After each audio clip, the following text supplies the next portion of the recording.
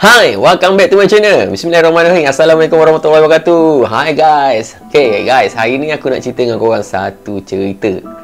Yang cerita ni, aku ada dalam cerita ni. Cerita ni kisah santau. Benda ni berlaku pada kawan aku. Amono ya somno ni. Siapa-siapa ada ciman ni, darah tinggi, kau kena mau jantung, duk belakang sikit. Kalau rasa nak klik.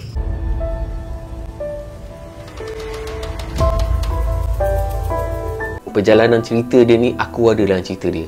So aku nak cerita dengan korang. Benda ni dah aku nak minta izin dengan tuan punya cerita. Dia bagi dan dia cuma suruh aku tukarlah nama dia tu kepada nama lain. Okey, nama dia aku bagi nama dia ni Rafi, bukan nama sebenar. Rafi ni bertugas di camp di PD, di Podison. So masa di Podison tu dia ada kenal lah seorang perempuan berstatus J, janda, mempunyai kedai kecantikan katanya, dan mempunyai seorang anak. So Rafi ni berkawan lah dengan si J ni. So adalah perasaan suka sama suka. Dah lama 2-3 tahun berkawan. Dah macam kekasih, walaupun tak pernah bagi tahu yang awak ni girlfriend saya ni boyfriend awak. Tak pernah bagi tahu, cuma faham-faham sendiri je lah, Rafi kata. So pada satu hari si Rafi ni dah rasa tak best, disebabkan mak si Rafi ni macam bagi tahu Rafi ni seolah-olah digunakan ataupun ditundukkan dengan duit.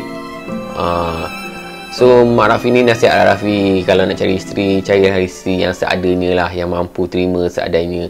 Mak Rafi ni macam tak naklah Rafi tunduk dengan perempuan yang berduit. Macam tu lah. So mana maruah lelaki kan, itulah maksud mak Rafi tu. So Rafi ni pun carilah jalan untuk cuba jauhkan sikit. Satu hari adalah pergaduhan, Rafi kata, di antara Rafi ni dengan si perempuan berstatus J tu. So bergaduh. Poin di situ, Rafi cuba jauhkan diri daripada si J ni. Kenal lah dengan seorang perempuan ni. Perempuan yang baru dia kenal ni bawa lah keluar di satu pesta di Teluk Kemang katanya. Dalam bersia-sia di pesta tu, terserempak lah dengan J tu. So apa lagi, J tu mengamuk macam orang tak ingat dunia lah, Rafi kata. So saat itu adalah bertengkar. Rafi ni tak nak panjangkan cerita. Rafi pun ambil perempuan yang baru kenal tu, buat balik. So Rafi ingat dah settle kat situ lah. Rupa-rupanya si perempuan yang berstatus J ni bagi tahu dia punya kawan-kawan lelaki pergi kat camp untuk tuntut balik apa yang dibagi kat Rafi. Rafi dapat tab, Rafi dapat duit apa semualah. Yelah maklum lah, perempuan yang berduit ni macam-macam dia bagi kan. So dia tuntut balik dengan Rafi. So bayar balik apa yang Rafi pinjam dengan dia. Rafi kata tak apalah, dia bayar je lah. Berbulan-bulan Rafi tak dapat nak bayar lagi dan tak dapat nak pulangkan apa yang dia ambil dekat perempuan tu. Perempuan tu mula guna cara yang lain untuk menyakiti hati Rafi. Dan satu hari Rafi kata tubuh dia mula demam. Ni tengkak dia ni dah rasa gatal-gatal. Masa tu masih lagi di camp di PD. Satu hari dia mula batuk dan keluar darah. Dan dalam darah tu ada kaca dan rambut. Dia syak benda tu santau. Cuba berubat di PD, cari ustaz di sana, cari bomoh di sana, tapi tak ada yang boleh ubatkan santau tu di PD. Si dia buat keputusan untuk pindahkan, postingkan si Rafi ni di Kuala Lumpur. Suruh jarakkan lagi di antara perempuan tu dengan Rafi. Dia lah posting lah tempat aku. Posting masuk ke tempat aku. Pada satu hari, anak buah aku ni bagi tahu lah aku. Masa tu aku berpangkat corporal. Ada anggota baru berpangkat last corporal lapor ke camp, bujang lagi. So aku kata dia akan duduk cawangan mana. So anak buah aku bagi tahu lah, dia duduk cawangan sekian. So cawangan tu dah ada incah untuk dia melapor. Bukan lapor kat aku, lapor kat Icah di cawangan tu. So aku pun okey lah, tak apalah, tak ambil tahu lah mana lah. Selalu 3 hari aku dengar cerita daripada anak buah aku ni, si Rafi ni sakit. Satu hari aku terserempak dia di surau selepas sembahyang asar. Aku cubalah panggil dia duduk lepak-lepak dengan ustaz kagak di camp tu.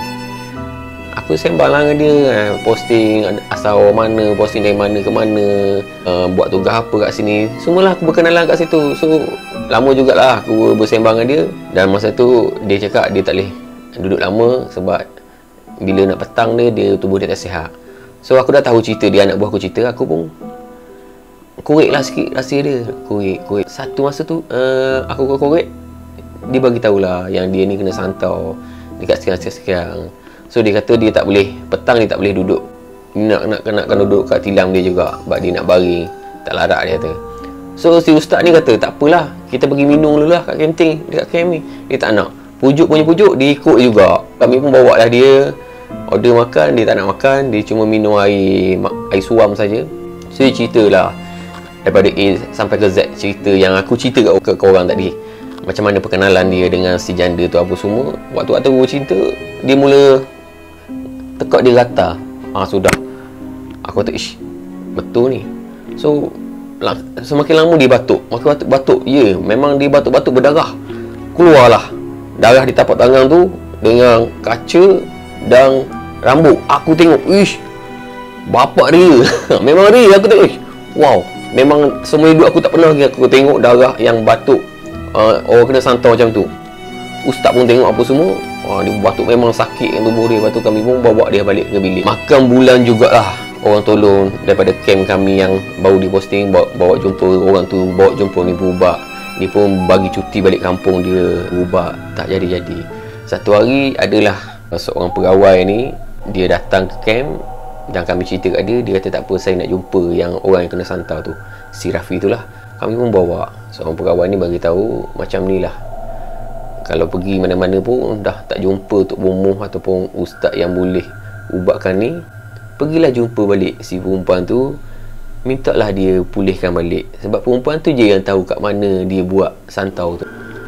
So aku ni jadi rasa nak masuk campur dalam urusan ni. Sebab apa, aku kesian kat dia. So satu hari aku ajaklah dia balik ke PD dan pergilah ke kedai perempuan tu. Sampai ke kedai kecantikan perempuan tu, Rafi ni duduk dalam kereta. So aku pergi. Biasa kan kedai kecantikan tu selalunya perempuan je masuk, tapi ni lelaki dia masuk. Dia punya pekerja dekat situ. Aku masuk kedai tu, aku cakap, Assalamualaikum dik, saya nak jumpa bos. Kata bos ada kat belakang. Kenapa ya? Ada urusan apa? Saya nak jumpa dia, ada benda saya nak cerita. So dia panggil bos dia keluar. Orangnya cantik. Memang cantik. So dia tanya, ya ada apa? Saya nak cakap keluar sekejap boleh? Dia tak nak keluar daripada kedai dia, nak tahu apa cerita dulu. So saya tanya dia, awak kenal tak Rafi? Ya saya kenal. Dia kata kenapa? Saya nak jumpa sekejap kata.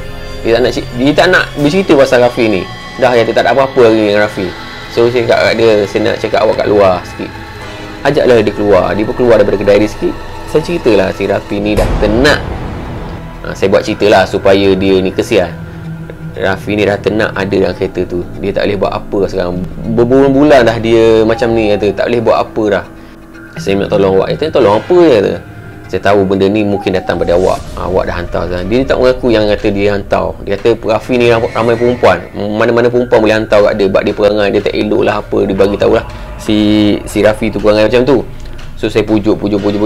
Tak apalah dia kata. Saya tak buat, tapi saya bawa awak jumpa Tok Bomoh ni, mungkin dia boleh ubatkan. So dia memang tak mengaku yang dia buat. So tak apa, dia tolong tunjukkan. Aku punya kawan seorang lagi bawa kereta Rafi, aku dalam kereta CJ tu. Pergilah satu kampung ni dekat Polisa ni, pergi tak jauh mana pun daripada kedai dia. Jumpalah si makcik ni. Makcik ni macam Bomoh lah. J ni pergi jumpa Bomoh tu dulu, bercerita entah apa-apa lagi, cerita ni. So dia kata okey, berurusan dengan makcik ni, saya nak balik dulu. Rafi pun dengan kawan aku pun naiklah rumah makcik tu. Aku tanyalah si J ni, kenapa buat macam tu? Dia tak mengaku. Lama-lama aku duk pusing-pusing cerita, dia pun mengakulah memang dia hantar. Rupa-rupanya si Rafi ni memang ramai perempuan. Dah banyak dah duit si J tu dia pinjam, dan banyak dah barang yang si J tu bagi kat dia. So si J ni tak puas hati lah, janji nak kahwin, nak apa bertahun-tahun lah, tak kahwin, tak nak bertanggungjawab apa yang dia selama ni dia buat, ataupun selama ni dia ambil duit ke apa, dia tak nak bertanggungjawab benda tu. So si perempuan ni, si J ni tak puas hati, hantarlah santau. Aku pun tahu cerita dia, tak apalah. Si J tu balik, aku pergilah naik ke atas. Alhamdulillah lah, dengan izin Tuhan, Tok Bomoh tu dia yang hantar, dia boleh tarik balik. Tu adalah dia punya minum air bercampur minyak sikit apa semua, apalah Tok Bomoh tu buat lah. Aku tengok ni buat balik air ni buat minum apa semua. Alhamdulillah Rafi tu hidup sampai sekarang. Rafi tu hidup sampai sekarang, tapi dia dah berhenti 15 tahun servis. So inilah cerita Rafi. Rumusan dalam cerita ni yang aku nak cuba sampaikan kepada korang, kalau kita tak boleh nak happykan orang, kita jangan sakiti hati orang. Dan juga kalau kita suka kat seseorang, kita serius lah suka seseorang, jangan main-main hati orang. Hati ni memang kita tak nampak apa yang orang rasa, tapi tindak balas dia agak menyukarkan bila benda tu terlalu emosi. Ok guys, sampai di sini saja ceritaku. Aku akan bercerita di lain-lain video. Jumpa lagi. Assalamualaikum.